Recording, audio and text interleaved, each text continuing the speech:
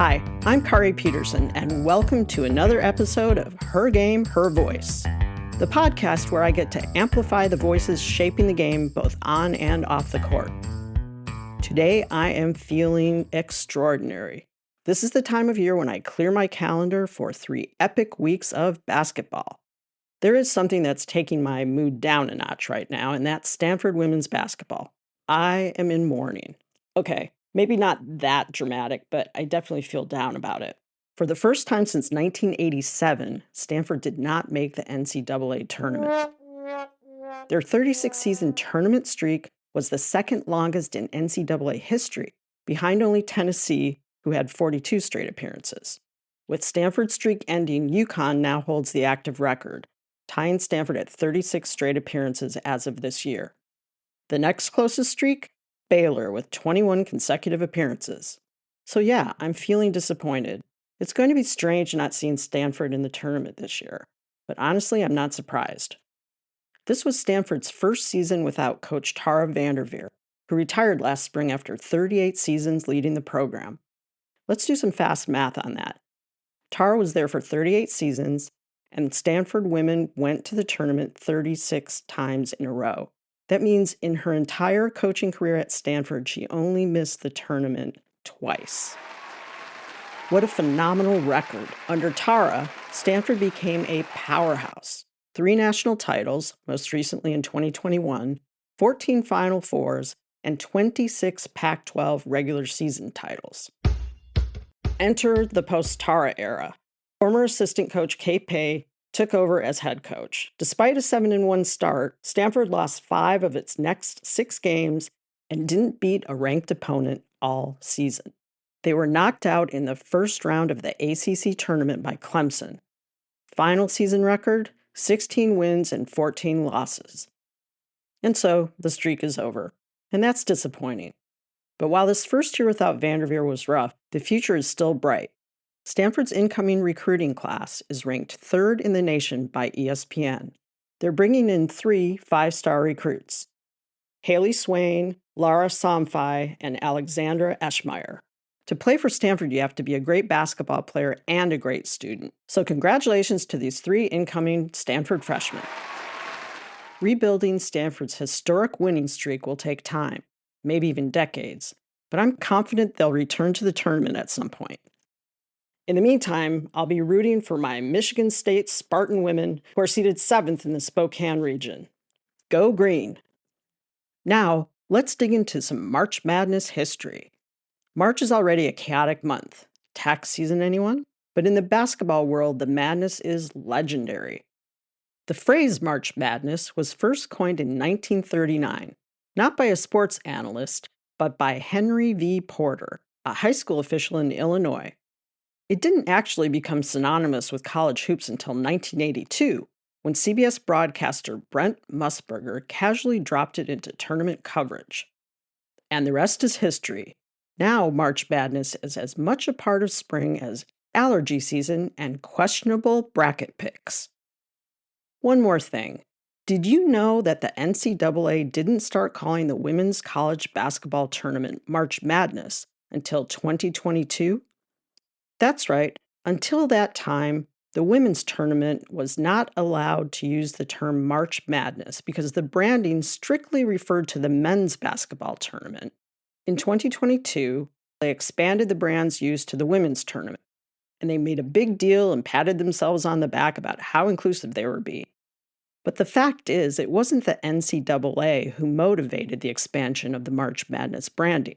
Basically, they got pressured by coaches, former college players, and women's basketball fans about the lack of equity between the men's and women's basketball tournaments. So they made the change, expanded the brand, and took credit for it.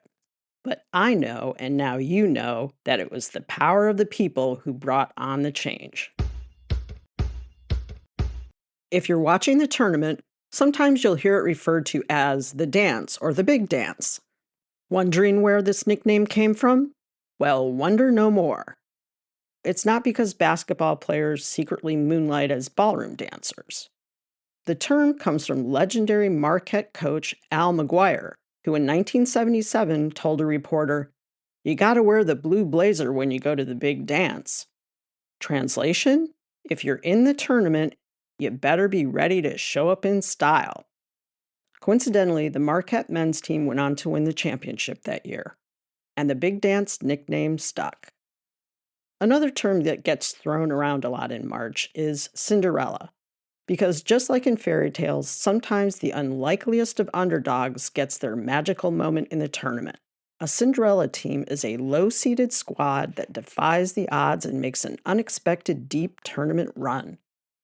Think of it as the basketball version of the nerdy kid at prom suddenly becoming the star of the dance floor.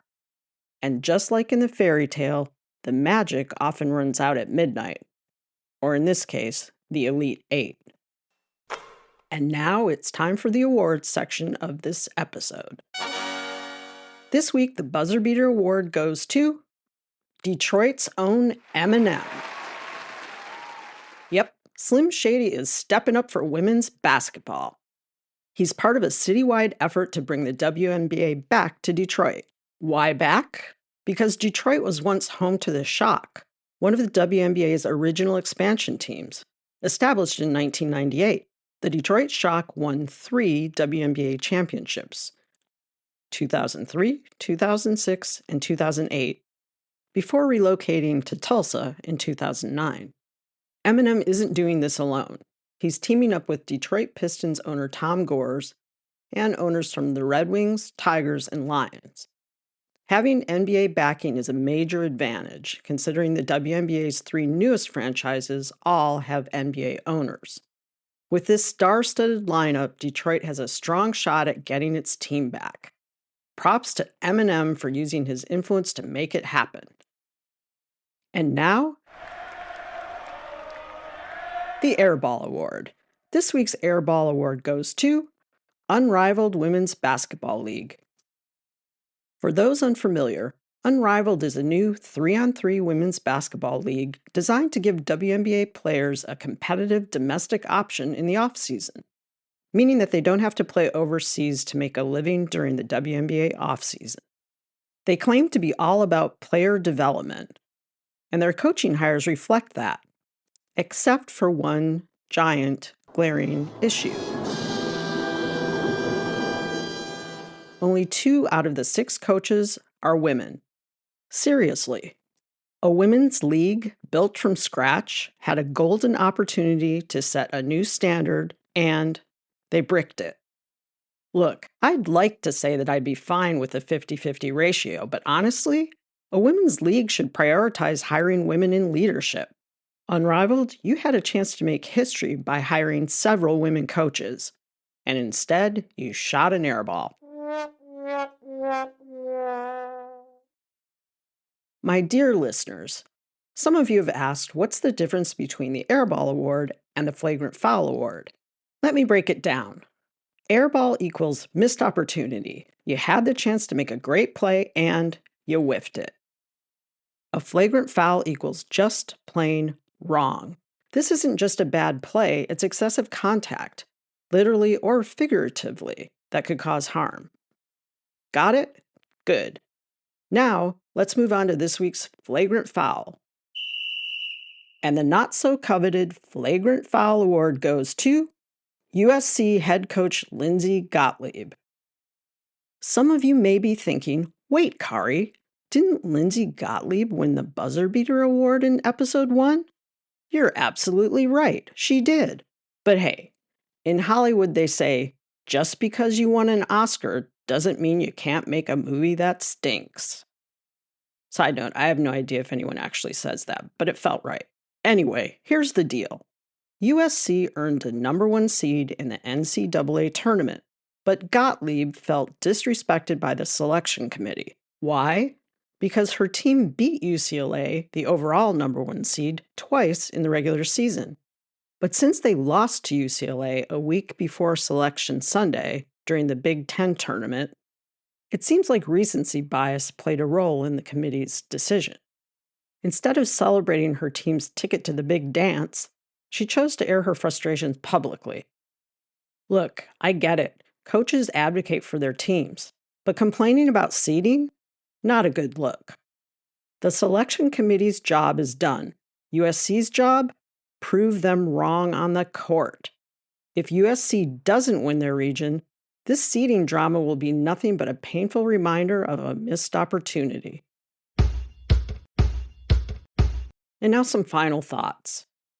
In my 30-plus years following Stanford women's basketball, I can't recall one time Tara Vanderveer publicly complained about Stanford's tournament seeding.